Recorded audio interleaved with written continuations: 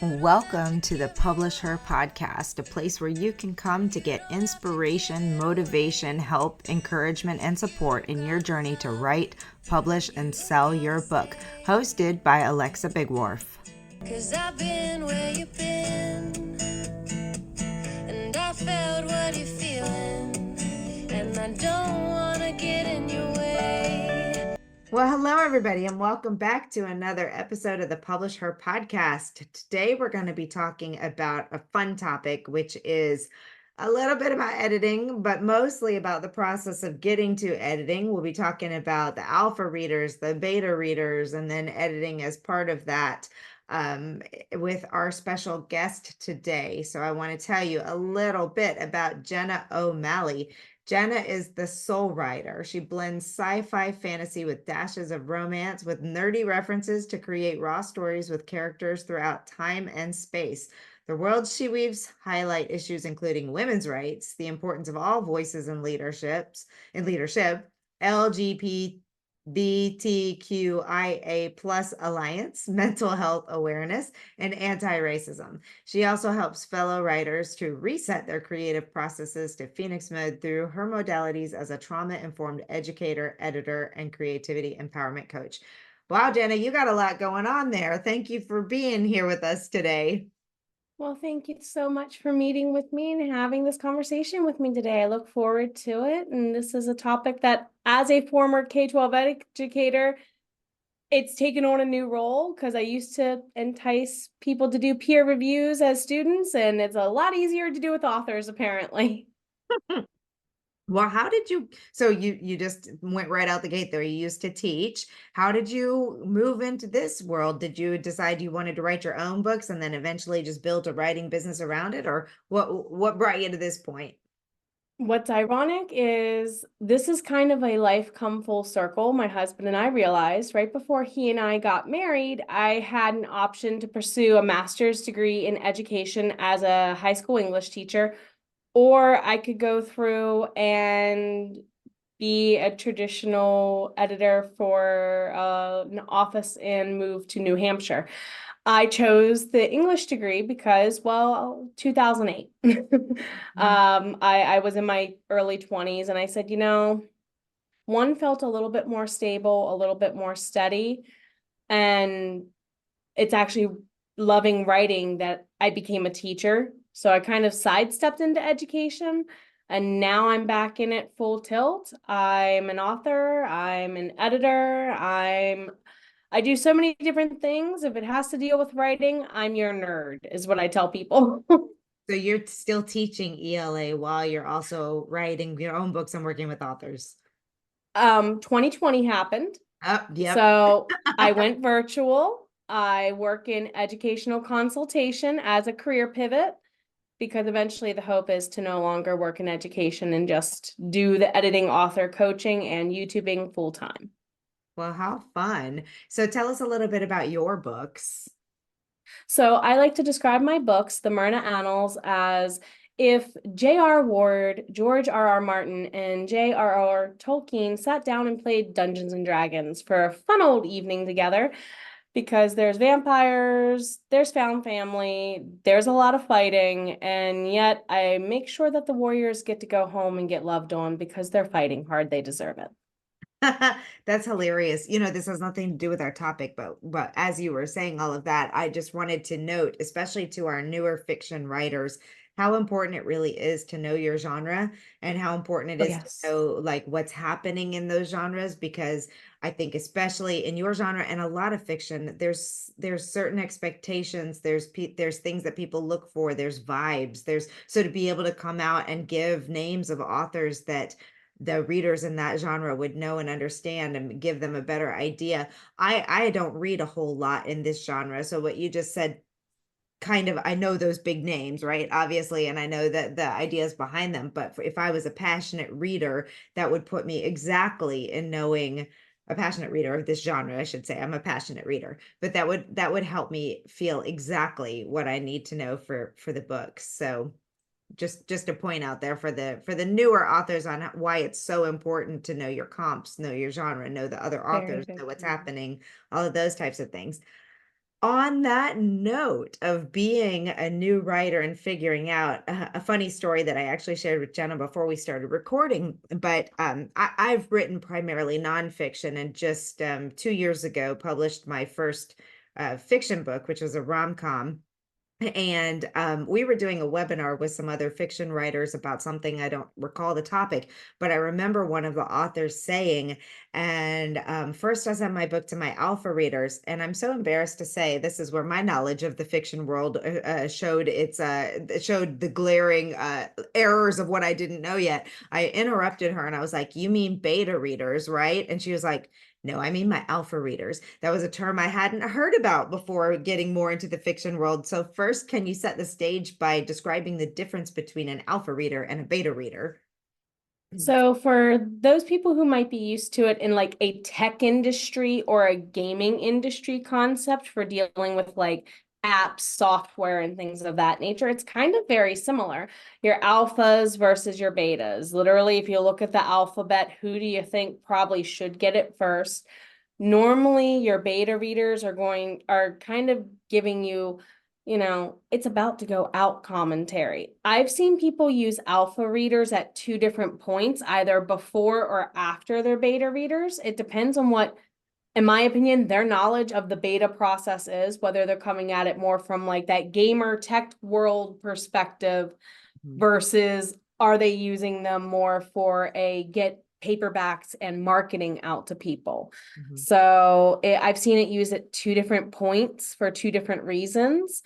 And I think it definitely benefits everybody to know how many people you want feedback from mhm, and at which point before you decide whether or not you even need either of them. Because kind of like you, I didn't know what an alpha reader was, but I knew what an alpha tester was from gaming. And I'm like, oh, okay, I get it now. So you get asked to do a certain set of tasks that may or may not be different from your beta team.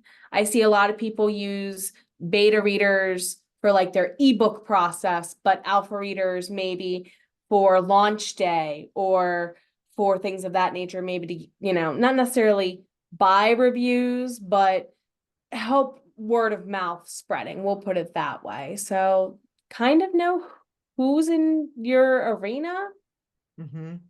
That's really and whether or not they're willing to work with you. Yeah, this is super interesting because I think it's another a way to point out like in this world of publishing, especially the indie side, like there are terms that are sometimes used by people that mean different things. When the person in the webinar explained it to me, she said her alpha readers were like the people that get to see the raw version, like is a small group of people, like 1 to 2, and they're basically even sometimes before the self-editing process, so really really early, and beta readers are still early but not quite that raw. Hopefully it's been at least for me for my process, and I'd be curious to know about your process too. I like to do obviously my first couple drafts on my own, do some self-editing, then I send it to my developmental editor so that she can help me make sure all the big pieces are together. Then I send it to beta readers. I don't ever even use alpha readers. But that way, by the time my beta readers get it, they're not looking at that first draft or that early draft with like all the things that need to be fixed. They're looking at something that's been worked a little bit, but has not gone through copy editing yet. So it's still pretty rough, there's a lot to be done with it. What's your process? I actually utilize a subscription platform called Ream Stories. They are my alpha readers. Uh-huh. They get it before it goes to Kickstarter, Amazon, Wide, anywhere else. They literally get, as I'm finishing a revision of a chapter that I'm okay sharing, they get it minutes after it's done. And I'm like, okay, go get feedback. And I've done the last two books in my series that way to get them ready for their Kickstarter later this year. And the questions they're asking that I would have never thought to have asked from like a secondary character's perspective. I'm like, oh, you're right. Where is that character right now? They would be useful in this situation. Just things, it's another set of eyes very early on. it sounds like your alpha readers are very comparable to a developmental editor then, really going through and pulling it apart and helping you really develop it. They're true super fans in some regards like that. They some in some ways know the characters almost as well as I do, if not better. Oh, And wow. they call me when I can, they're like, this would say something, sound like so and so would say this more. Are you sure? I've had a couple of questions where they've asked teeny tiny things like, did you combine a paragraph here? Now, mind you, some of my alpha readers are fellow writers in my own genre, not always the case. So some people might consider a critique partner, for example, to be their alpha reader instead. Okay. So there's a wide spectrum of what you can call as an alpha reader in that early process. Then when you use beta readers, at what point do you bring them in and what role do they play for you? For me, the beta readers come in literally in the days and weeks before launch. My alpha readers have been working on books 1 through 3 since January, and Mhm. they just got book 4 last month. We're about ready to send them the second half of book 5 by the end of this month, and they've had a lot to do. They're doing kind of like your developmental editors, the heavy lifting. Beta readers, I don't really even expect, because I'm an English teacher, former, I don't expect my beta readers, like a peer review partner in English class, to catch everything for me. Mhm. But the more eyes I get on the page before it goes published mode, more likely a fan's not going to see that typo, is how I view it. So it sounds like you use beta readers as kind of like advanced readers, or do you also have advanced readers, and what do you see the difference between? I don't have advanced readers in between the two. I let my alphas take care of my plot stuff, and my beta readers mostly know, hey, really watch out for typos. They know what typos I'm going to hit, like if I'm going to do it. Watch out for instances where maybe you thought the cat walked across the keyboard and put a number in, stuff like that. I don't expect them to catch the major issues, because not all beta readers are going to be really, they're not editors. And I don't even feel that about my alpha readers. They're going to point out the glaring errors I, as a single person, are going to miss. Okay, so would you at what point in time? Well, first of all, before I get into the editing piece, the alpha readers, you said you use a service, but you also said super fans. So at some point in time, as you're putting out more books, have you been able to pull in readers and fans that want to be a part of this process? Yep, that's why I love using Ream's Stories. It is a subscription platform. Think of Patreon meets Wattpad and had a love child, is what everyone phrases it to me. Mhm. And I absolutely love being a part of it. It is subscription mindset. So not there is a freebie tier for most authors, but all authors get to set what their tiers include. Um, so that's where I let my alpha readers and my super fans be the ones who keep me on track for, since I tend to write serial fiction anyway, get them in the world, they can live in the world is kind of the mindset. Um, I then normally will send it to an editor before it goes to my beta readers. Okay. Not all the time I feel I need an editor, just because sometimes the alpha readers do a good job, but I will, if I'm, especially if it's a book early in the series, I'll send it to an editor before it goes to my beta. That's my choice, Yeah. just because I'm looking for major plot holes and things.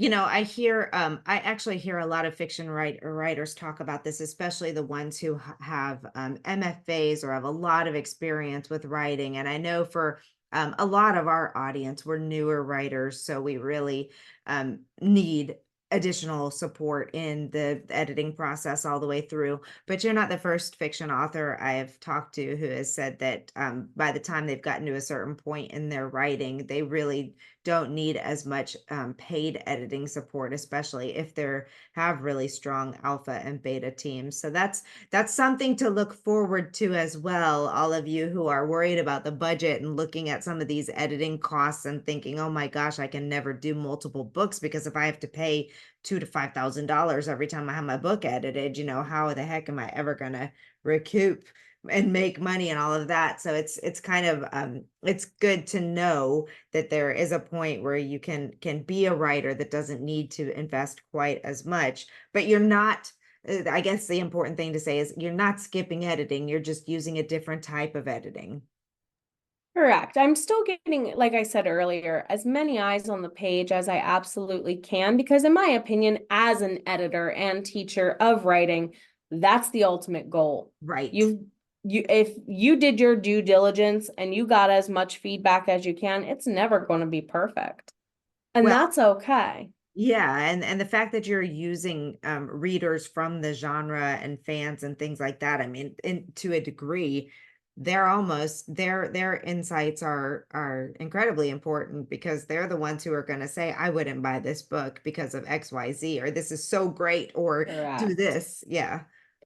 And since it's on like a Patreon Wattpad type subscription model, if I don't want it to leave outside the payroll wall, or if I want it to come back inside and act like it never happened, it's a very click of a button decision. And sometimes that happens too, and you're like, uh-oh, this is not getting good feedback. I need rewind. Correct, correct. So that's why part of the reason why I thought at the very early stages of a draft, I see where this is crucial Yeah. for some authors, especially if you've stumbled into a new world. Because what happened was I wrote a trilogy and didn't realize that I stumbled into multiple seasons upon seasons and different time periods of books. So I'm like, oh, three is now 20 books. That So if happens. that happens to you, yes, having a community around you helps, and building that community is worth the time investment, because it not always is it a money investment. Can you talk to us a little bit more about some of these tools? I mean, I hear Wattpad being talked about. I hear the I'm sorry, did you say you did not you said Reamsy? Is that Ream stories, like a ream of paper, REAM stories. Uh, they are, I wouldn't say new because they've been around for at least a couple years, but they are a growing platform made for authors by authors. And it's literally reamstories.com for anyone who wants to log in. It's free for authors to join in. What they do is once you go into the paid tiers, they take a little bit of your monthly accruation of whatever your subscription that you charge to your tiers that you design would be. And literally in their back end, when you upload a chapter as an author, on the reader end, they have little plus boxes next to, like, I think it's every paragraph, Mhm. where they can go in and add comments, add feedback. Wow. And some of the things that I get feedback on, or requests for like members only side stories, Mhm. are just so much fun. So it's not just they are my super fans, they are my alpha readers, they are my, I like to call them my what are you doing flash mob, my WTF flash mob, because when the going is good, they cheer it on. But the second I need a call out, they're like, now wait a minute, let me speak on so and so's behalf. They get angry on some characters' behalves, and I need that check on occasion. I really do. I think this is really cool because especially so before I guess I should say this. So is it for all fiction authors or is this a tool that's specifically for the fantasy and types of books that you're writing? It's for all genres. They have a growing nonfiction sector now, too. That's exciting. What I like the most about it is one, if you're struggling with budget and need to find a way where you're not paying as much in editing, that seems like a great option. But the second piece of this that's really phenomenal is this growing your reader base and fans while you're writing.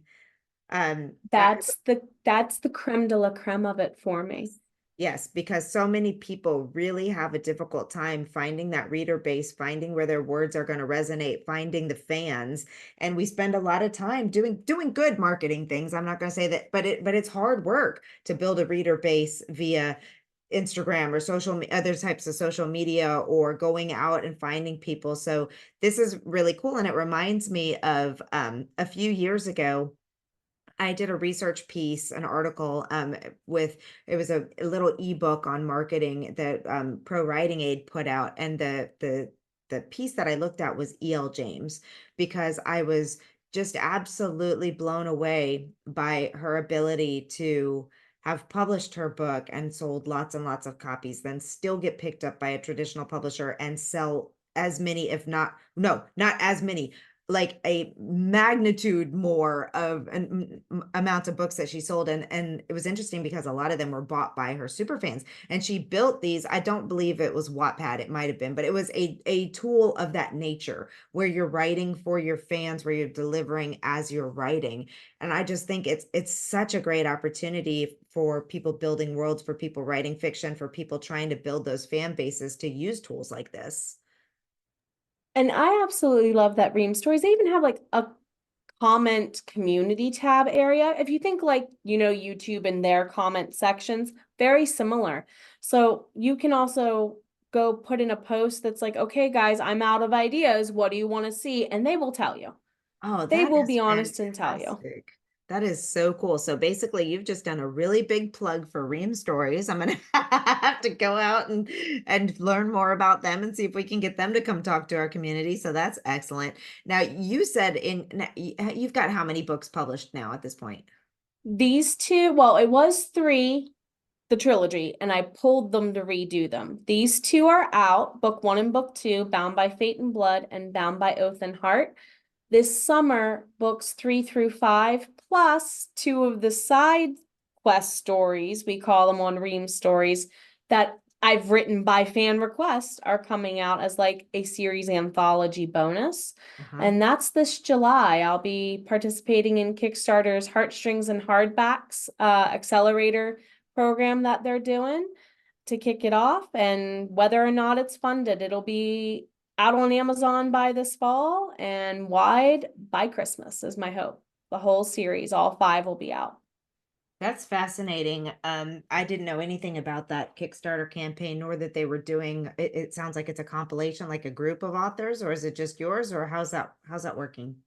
I'm looking more into it. It sounds like it's a newsletter swap kind of deal. Okay. Plus, just those projects get a little bit more discoverability if they're romance authors in particular who are using it. So they're trying to target a lot of romance authors who are looking at using this summer to do their Kickstarters, to mainly do it during July. So my launch date's July 8th and it'll run for about 30 days. That's really interesting. I'll have to look a little bit more into that because that seems like a great resource for people too.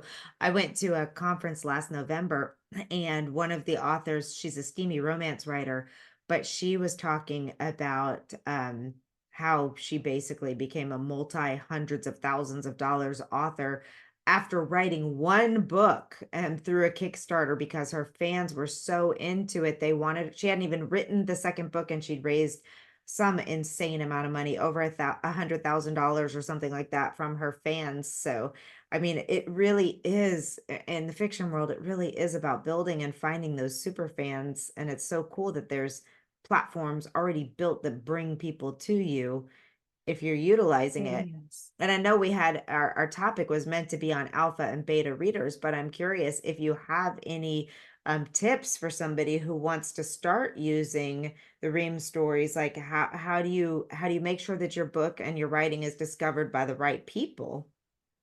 For that, with Ream stories in particular, almost like with anything on the internet nowadays, it kind of depends on how you set up the metadata to tag it Mhm. accordingly. They do have a discoverability system in there, and they recently, in the last like 3 to 6 months, overhauled it. So it is wonderful. You can bring anybody from any platform to it because you get your own link, kind of like a patreon.com/, except Mhm. reamstories.com/. And you could just send anybody there that you normally would with, say, your newsletter. Or if you, this, in my opinion, is like a no faces required low entry way into doing social media marketing. Wow. So And being really honest. So do you have to send people, are you still marketing by sending people to that, or do you find that you get a lot of new readers just from the Both. platform? Both. Okay. Both. A mix of both is my success. And I'm at it this way. If I've got someone who's sitting on my newsletter, which has like 1,000+ people, and they've been waiting for the next 3 books, Hmm. they're going to be more likely to come over and pay a visit, because it's been since last fall that both book 1 and 2 were put out. They've had time to read. So I'm really trying to drive them there organically through my marketing, and also the discoverability. So this is where a situation of making sure you're posting not necessarily every single day consistently, but maybe at least once or twice a week consistently is really key to keep that discoverability pretty high. So the way they do that really does benefit the author. And is it one of those types of things that it's kind of like live time? So like as you write a chapter, you post it, or do you wait until you have the book done and then post it? You wait until it's done. What I personally do, I don't think everyone does this. I host Pomodoro style live stream writing sprints on my YouTube channel as part of Sarah Cannon's Heart Breathing's writing community. So I normally take my writing sessions during one of those live streams, and whatever gets done when I'm done ends up posted on my Reams stories. Okay. So it's not the full book. It's a chapter at a time, a chunk at a time. Yep. That's really cool. And when you send people from your community over, they don't have to pay anything to be a part of that, right? You're paying for the number of people that are commenting, or this is where it's really nice. Unlike where we're used to newsletter land, where they want to charge you per X number, whatever their algorithm equation is. Instead, it's a subscription platform, kind of like Patreon. I have a free to follow. You get book 1 and book 2 as part of that, because that's probably what drove you there. Plus, on occasion, some bonus content that may or may not be in early access or Halloween themed whatever stories I might cycle out to the followers for free. Then from there, pretty much any author can design their tiers to be what they want, contain what they want at the price they wish. My tiers are definitely set up to where it can be like a tip jar kind of situation, all the way to, okay, I want in the Facebook group, because in the Facebook group for my tiers, they're helping me design the website down the road, and like they're my super fans. They are the alpha readers. They get what they want because they pay me the most money every month. Is kind of the subscription mindset a little bit.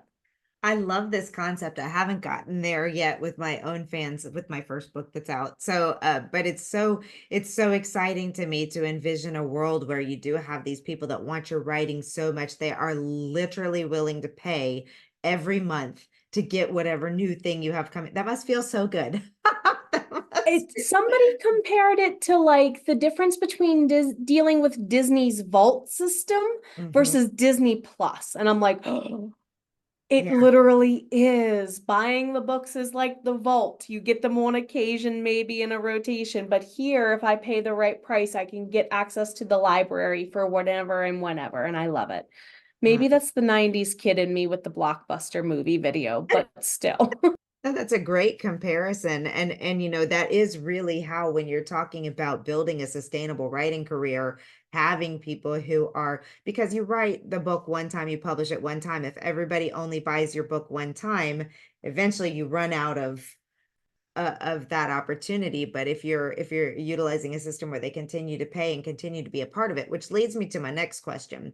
For those of us who are time constrained, if you're going to do this and you're going to have people paying you, then you have to show up for whatever they're paying you for, right? So how much time does it take you to create these things and to be delivering what people are paying for, especially since you're still working another job? I'm really curious about that. For me, it's part of it is I at current do not have any children. I have PCOS, so I have not yet been blessed in that regard. So I, unlike most 30 somethings, have a lot of extra free time on my hand in the evenings that others probably don't, to be fair. But it really just boils down to, I know it's not necessarily money alone that's going to advance my career. It's how I use my time. Yeah. And Yes. I'm a Virgo. I very much am, okay, how can I use my time efficiently, effectively? So a lot of my planning techniques from being a teacher and having to look 9 months ahead of my students and dealing with the data there has very much translated into running this business. So the greatest thing I could do, I don't care what planning system you use. I'm a fan of Sarah Cannon's HB90 system. If you need a 90-day method to get your business going, just 90 days at a clip, because sometimes that's all life will let you handle, check out her program.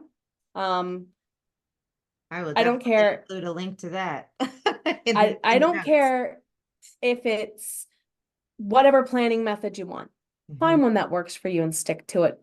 It's the sticking to it, I think a lot of us creatives struggle with. And I say that as a creative.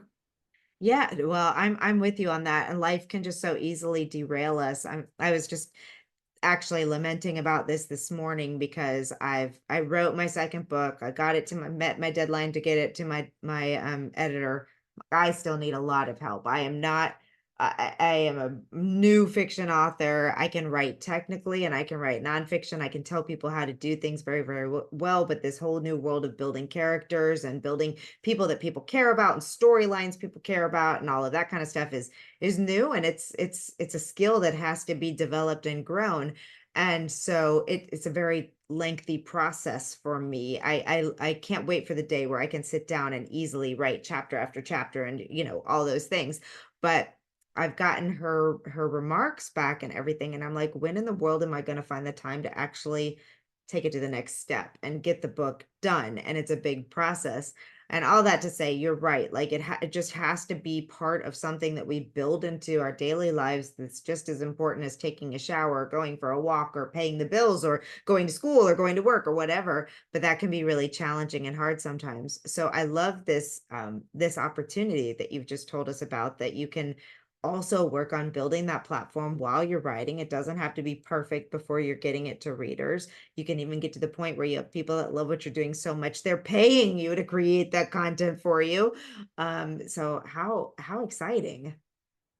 Well, thank you. I'm glad to share with, because in my opinion, part of getting those alpha readers, beta readers, editors, you need to know not just professionals, but consumer wise, who's in your community that you Yes. don't know who is in your community. Yes. I Make think make this use of them.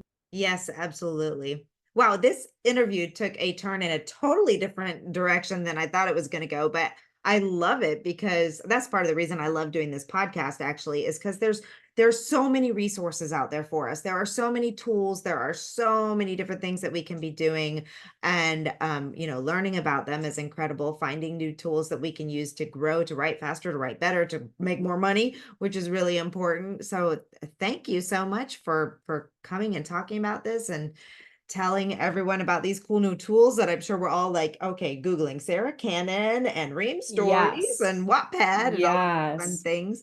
Well, so do you offer, I guess this is the one thing I didn't know. Are you working with authors as well? Or yes, okay, so tell us a little I bit about sure that. am. I am an editor and I call myself a creation coach because I can help you create what's in your document, or I can help you with your social media content creation. The lady nerd end of things is really nerdy.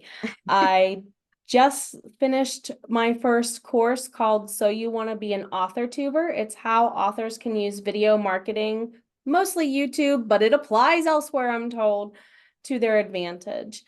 And I can be found at www.jennathesoulwriter.com. You can find my books, you can find my services, you can find out more about my classes as they're coming out, or you can look up Jenna the Soul Writer in YouTube, and I have tons of videos there on different ways to build your business as a writer from the creative or the business end.